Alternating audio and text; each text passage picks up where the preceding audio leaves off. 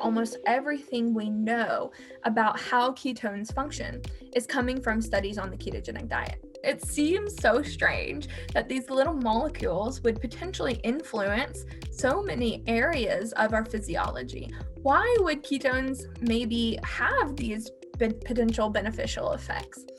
So there's a hypothesis that maybe these effects came around because historically, our ancestors were largely in a state of ketosis when they were trying to secure their next meal, right? So remember I mentioned that, our ancestors weren't intentionally eating a ketogenic diet. Maybe at times their diets were definitely more ketogenic, but they were also often going long periods of time in between meal. And starvation was a very real possibility to our ancestors, right? But in that state, when you're actively searching to find your next meal, it's most critically important that you're functioning cognitively and physically to the best of your ability so that you can secure that next meal.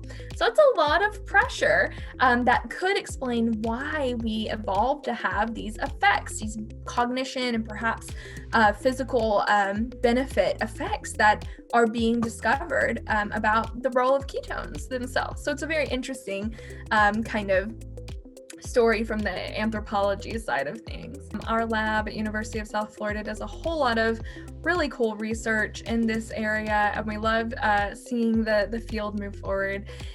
And so ketogenic diet is being studied for general health effects, for metabolic diseases like obesity, diabetes, metabolic syndrome.